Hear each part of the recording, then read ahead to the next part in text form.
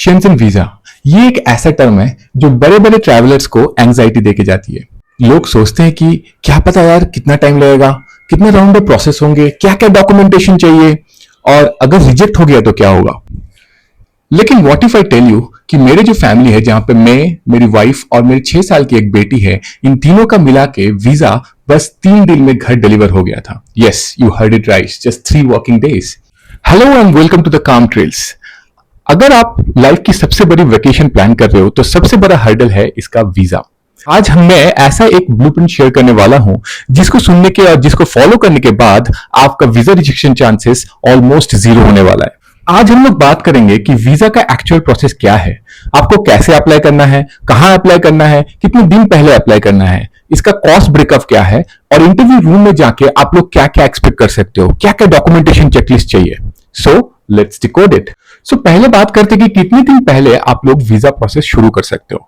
देखिए, Schengen visa का जो डॉक्यूमेंटेशन लिस्ट है वो बहुत बड़ा होता है, तो इसका एक डॉक्यूमेंटेशन गैदर करने में भी ऑलमोस्ट 10 to 15 डेज आपको चाहिए।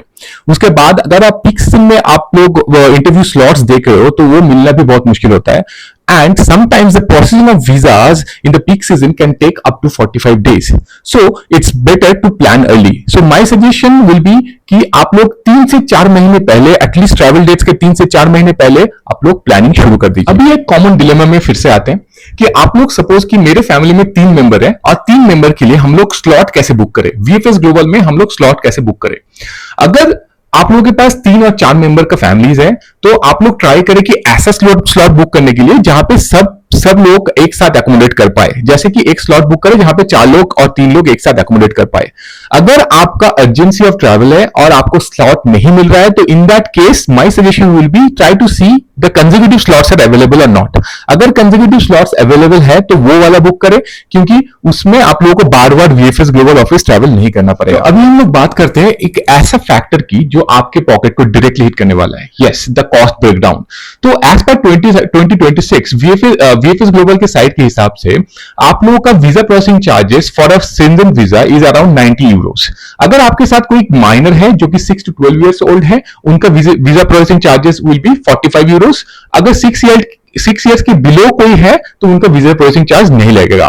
बट हैविंग सेड दैट, इसके साथ वीएफएस ग्लोबल का एक सर्विस चार्ज भी लगता है जो कि 3100 पर पर्सन होता है। अपॉइंटमेंट बुक करने के वक्त वीएफएस ग्लोबल साइट से आप लोग एक लाउंज, प्रीमियम लाउंज ऑप्शन भी आप लोग बुक कर सकते हो जो कि ऑलमोस्ट 3400 के आसपास आएगा। इसका क्या होता है कि ये basically skip the Q priority pass time का है। बट इसके साथ ये लेने से आप मत सोचिए कि इसके वजह से आपका वीजा अप्रूवल रेट बढ़ जाएगा, 1% भी नहीं बढ़ेगा। बट इसके साथ क्या होता है कि आप लोग जो लाइन में लगना नहीं पड़ता है, आप लोग स्किप द क्यू कर सकते हो, उधर जाके लाउंज में आराम से बैठ सकते हो। आपको जो डॉक्यूमेंटेशंस है वो लोग बहुत अच्छे से देख के देंगे, आपका जेरोक्स वगैरह कोई भी फोटोकॉपीज चाहिए तो वो लोग करके देंगे।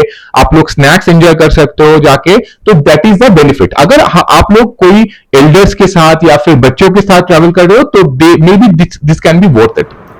तो अब हम लोग बात करते हैं 2026 में शेंजन वीजा प्रोसेस में एक सुपर कूल अपडेट को लेके जो बहुत ही कम लोगों को पता है, the cascade rule for Indian citizens.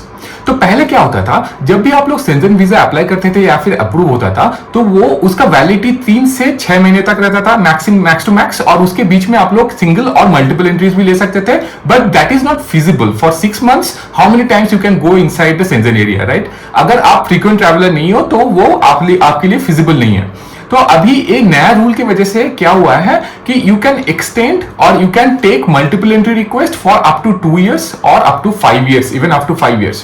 But इसका एक प्री कंडीशन होता है। जो वो प्री कंडीशन क्या है कि अगर आप लास्ट 3 साल के बीच में एटलीस्ट 2 बार शेंजन एरिया में अच्छे से ट्रैवल किए हो, सब रूल्स फॉलो करके, then you will be eligible for 2 years visa extension और applying for 2 years visa which will give you multiple entries. और उसके बाद अगर आप लोग 2 साल का वीजा भी अच्छे से यूटिलाइज किए हो एंड मल्टीपल एंट्रीज है आपका, तो you will be eligible to extend for 5 years in the next time when you will apply. You will get a 5 years, you can get for 5 years of Schengen visa for multiple entries. ये सिर्फ pre condition है।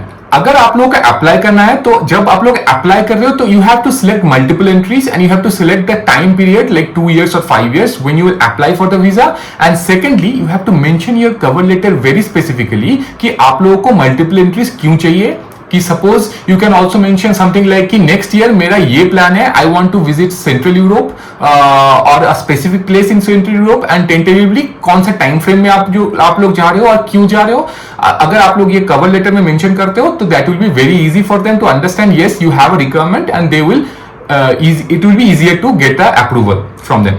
अगर हो सके तो आप लोग ये फ्यूचर टेंटेटिव आइटिनरी भी आप लोग शेयर कर सकते हो इसके साथ कि आपका नेक्स्ट ईयर में टेंटेटिवली से फॉर एग्जांपल अप्रैल टू मई के बीच में हम लोग जाना चाहते हैं स्विट्जरलैंड नेक्स्ट ईयर और हम लोग कितने % हम लोग जाना चाहते हैं। अभी हम लोग बात करते हैं कॉमन डिलेमा की कि कभी कभी आप लोग क्या करते हो ना कि जो यूरोप का आइटिनरी है वो मल्टीपल कंट्रीज में होता है, तो इस केस में आप लोगों को क्या करना चाहिए। तो इसका 3 थंब रूल्स में प्लेन एंड सिंपल आपको समझा देता हूं कि सपोज योर आइटिनरी सेज कि आप स्विट्जरलैंड में ही 10 डेज गुजारने वाले हो ताकि एक ही कंट्री आप लोग विजिट करने वाले हो, तो प्लेन एंड सिंपल आप लोग स्विट्जरलैंड का वीजा अप्लाई करेंगे। अगर इन केस आप लोग से 2 दिन फ्रांस में गुजार रहे हो और 5 दिन स्विट्जरलैंड में गुजार रहे हो, तो इन केस में जहां पे भी आप लोग ज्यादा स्टे कर रहे हो जैसे Switzerland is in this case, तो उस केस में आप लोग स्विट्जरलैंड का वीजा अप्लाई करेंगे। अगर आप लोगों का आइटिनरी ऐसा है कि 3 दिन आप लोग इटली जाएंगे, 3 दिन फ्रांस जाएंगे और 3 दिन स्विट्जरलैंड जाएंगे, तो अगर इक्वल नंबर ऑफ डेज है और almost equal number of days है, तो माय सजेशन इज जहां पे भी आप लोगों का पोर्ट ऑफ एंट्री पॉइंट है, जहां पे भी आप लोग अराइव कर रहे हो शेंजन एरिया में, उस प्लेस का आप लोग वीजा अप्लाई करेंगे। तो अब हम लोग बात करते हैं सबसे मेजर सवाल की जो सबके बीच में कंफ्यूजन क्रिएट करता है, व्हाट आर द डॉक्यूमेंटेशंस। ये शेंजन वीजा के लिए डॉक्यूमेंटेशन बहुत बहुत जरूरी स्टेप है और एक भी डॉक्यूमेंट अगर मिस हो गया तो आपका वीजा रिजेक्ट हो सकता है। सो ये जो चेकलिस्ट मैं बताने वाला हूं ये बहुत ही एग्जॉस्टिव चेकलिस्ट है और आप ये जरूर सेव कर लीजिए। वीडियो के एंड में मैं डिस्क्रिप्शन बॉक्स में भी पूरा चेकलिस्ट डाल दूंगा, ठीक है। तो पहली स्टेप है एप्लीकेशन फॉर्म। आप जरूर और जरूर एप्लीकेशन फॉर्म का एक हाई क्वालिटी प्रिंट आउट निकाल लीजिए, हो सके तो कलर प्रिंट आउट निकाल लीजिए और इसका हर एक प्रिंट आउट और हर एक डॉक्यूमेंटेशन आपको A4 साइज में ही चाहिए। For address proof you can submit Aadhaar card, voter card और any utility bills like gas, electricity bills और if you have a rented agreements in rental agreements you can show that। if you have a own property आप sale deed या फिर registration form भी submit कर सकते हैं। Power of past visas, yes, if you have a US visa, Canada visa or any other Schengen visa in the past, आप जरूर और जरूर अटैच कीजिए उसको। अगर आप लोगों को वो वीजा ओल्ड पासपोर्ट में है तो उसका एक A4 साइज में प्रिंट आउट निकाल लीजिए और उसको आप अपना डॉक्यूमेंटेशन में जरूर अटैच कीजिए, क्योंकि ये जो यूएस वीजा या फिर प्रीवियस शेंजन वीजा या फिर यूके वीजा या फिर कनाडा वीजा का ये बहुत ज्यादा सपोर्ट करता है आपका शेंजन वीजा के अप्रूवल स्टेज में। अगर आपके पास कोई वीजा नहीं है previous, don't worry, that will not affect your visa process if you have a proper documentation. Company letters, तो आते हैं कंपनी लेटर्स में। अगर एक सैलरीड एम्प्लॉय हो तो आपका लास्ट 3 महीने का सैलरी स्लिप आप लोग अटैच कर दीजिए और आप लोगों के कंपनी से एक एनओसी लेटर निकालना पड़ेगा कि company does not, where it will write कि company does not have any objections of you traveling to Europe because you will come back after 14 days and उसके साथ आप एक सैंक्शन लीव, वो टाइम पीरियड के लिए जहां पे भी आप जा रहे हो उसका एक सैंक्शन लीव लेटर भी अटैच कर दीजिए ताकि वो एम्बेसी को पता चल जाए कि आप लीव लेके, अप्रूव्ड लीव लेके, प्लान लीव लेके आप लोग जा रहे हो और आपका डिपेंडेंसी है जहां पे आप लोग वापस आओगे। अगर आप एक बिजनेस होल्डर हो, आप सैलरीड एम्प्लॉय नहीं हो, तो आप business registration letter plus GST certificates आप लोग अटैच कर सकते हैं। Travel insurance is a must for Schengen visa. तो आप लोग के जैसे स्विट्जरलैंड के हिसाब से आप लोगों का travel insurance at least should cover 30,000 Euros पर पर्सन। तो आप लोग कहां से ये ट्रैवल इंश्योरेंस बुक कर सकते हो? आप लोग कोई भी जो साइट से, जैसे पॉलिसी बाजार हो गया या फिर कोई भी सिमिलर साइट्स है, उधर जाके आप लोग ट्रैवल इंश्योरेंस बुक कर सकते हो। बट ध्यान रहे कि आप लोग जो ट्रैवल इंश्योरेंस ले रहे हो वो 30,000 कवरेज एटलीस्ट आपको प्रोवाइड करे for all the members. Okay, so मेरे हिसाब से 2 से 4,000 के बीच में पॉलिसी आपको आराम से मिल जाना चाहिए। सो पासपोर्ट रूल्स एक बहुत ही वैलिड है कि आपका पासपोर्ट 6 मंथ्स के बीच में वैलिड होना चाहिए। 6 मंथ्स के मोर देन 6 years वैलिडिटी होना चाहिए और उसमें एटलीस्ट 2 ब्लैंक पेजेस होना जरूरी है, नहीं तो ये वीजा अप्रूव नहीं होगा। Coming to the cover letter itinerary, cover letter आप ये सोच सकते हो कि आप उधर एम्बेसी में प्रेजेंट नहीं रहोगे, but cover letter is your representation of yourself कि आप बोल रहे हो कि वीजा अथॉरिटी को क्यों आपको वीजा चाहिए और आप क्यों जाना चाहते हो Europe. So it has to be very very personal. Although I will attach a cover letter, sample cover letter जो मैंने फॉलो किया था या मेरा जो कवर लेटर का वर्जन था मैं अटैच कर दूंगा, आप वो फॉलो कर सकते हो। By my advice will be write your own cover letter और write in your own format. और उसके साथ आइटिनरी भी बहुत जरूरी है, आप लोगों का क्लियर आइटिनरी होना चाहिए। मैं एक फॉर्मेट वो भी अटैच कर दूंगा डिस्क्रिप्शन बॉक्स में, तो आप लोग जाके जरूर देखिए। आइटिनरी में आप लोगों का डेट वाइज ट्रैवल प्लान होना चाहिए, कौन कौन सा सिटी में क्या क्या विजिट करने वाले हो। Just a tabular format is good enough. Bank statement, bank statement बहुत जरूरी है, आपको 6 मंथ्स का ब्लैंक स्टेटमेंट जरूर प्रिंट आउट करना होगा और वो भी A4 साइज पेज में। As I said, all documents और all print out should be in A4 size page. Bank statement last 6 महीने का बैंक स्टेटमेंट आप लोग प्रिंट कर लीजिए और उसको जरूर और जरूर अटैच कीजिए, ऑथोराइज करना पड़ेगा बैंक से। Authorise meaning bank has to stamp that and then there has to be manager signature on top of it. So कोई भी ब्रांच में जाइए, कोई भी लोकल ब्रांच में जाइए, they should be able to give you that bank statement authorized.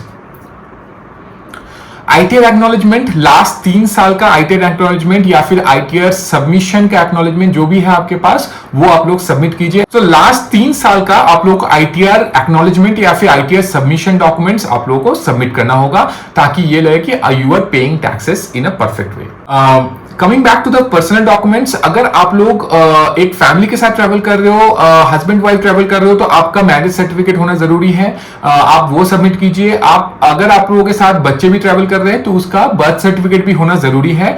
अगर आप सिंगल पेरेंट जो है या सिंगल पेरेंट हो दैट इज फाइन। अगर आप लोग सेपरेटेड पेरेंट्स हो और एक बच्चा एक ही पेरेंट्स के साथ ट्रैवल कर रहे हैं तो दूसरे पेरेंट्स के सिग्नेचर चाहिए आपको एक एनओसी लेटर में, जो 100 रुपीज का स्टैम्प्ड होना चाहिए। 100 रुपीज जो पोस्टल स्टैम्प होता है जो वो होना चाहिए, 100 रुपीज स्टैम्प पेपर में वो एनओसी सर्टिफिकेट होना चाहिए। Now coming back to the hotel and flight tickets. Yes, hotels आप लोगों को प्री बुक्ड होना चाहिए। माय सजेशन विल बी आप लोग कोई भी होटल बुक कीजिए उस आइटनरी को फॉलो करके, जो भी रिफंडेबल हो। अगर आप लोग श्योर नहीं हो कि आप यही होटल बुक करने वाले हो, गो टू booking.com और agoda.com, wherever it is, you can get lots of hotels which will be where cancellation is free of cost। तो आप लोग वो बुक कीजिए और उसका जो प्रूफ है वो सबमिट कीजिए। Again, A4 size is what you have to maintain. For travel documents like flight tickets, there are many ways to do that। कि आप लोग एक डमी टिकट्स भी बुक कर सकते हो। मैं एक साइट पिन कर देता हूँ डिस्क्रिप्शन बॉक्स में, साइट पिन कर दूंगा जहां से आप लोग डमी टिकट निकाल सकते हो, या फिर आप लोग एमिरेट्स का साइट्स में भी जा सकते हैं जहां से आप लोग होल्ड द टिकट करके एक ऑप्शन होता है जहां पे PNR जनरेट हो जाता है, but that PNR will be valid only for 24 to 48 hours. So वो भी आप लोग सबमिट कर सकते हो। Now coming back to the situation जहां पे आप लोग होटल में नहीं रुकने वाले हो, जहां पे वहां आप लोगों का रिलेटिव है, तो इस केस में 2 सिनेरियो हो सकता है। एक scenario 1, you will just stay in your relative's house and you will pay for your own bills. In that case, all the documentations needs to be submitted from your side, plus your relative has to send an invitation letter as well, जहां पे आपका invitation letter के साथ जहां पे आपका जो host है वो बोलेंगे कि I am inviting this person or this persons for this to this time period। So, उसके साथ एक आपका होस्ट का एक पासपोर्ट या वैलिड आइडेंटिटी प्रूफ और उनका जो रेंट एग्रीमेंट है या फिर प्रूफ ऑफ एकोमोडेशन जो है वो अटैच करना जरूरी है।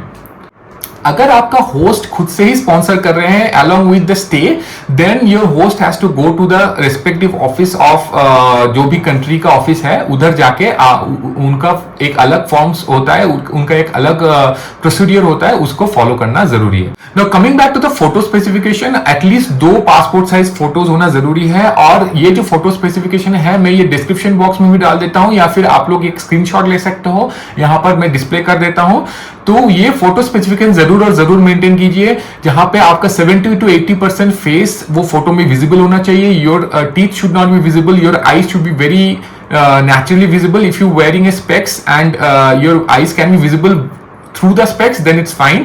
If it is not, then you have to remove your specs and take a photo of it. आप कोई भी फोटो स्टेशन में जाइए, जो भी आपका नियरेस्ट फोटो स्टॉप है वहां पर जाइए और उन लोगों को बोलिए कि हम लोगों को शेंजन वीजा के लिए अप्लाई करना है and I need some photographs for that. They will be able to give it to you. So regarding time, you should reserve your 3 to 4 hours before you are going to the appointment.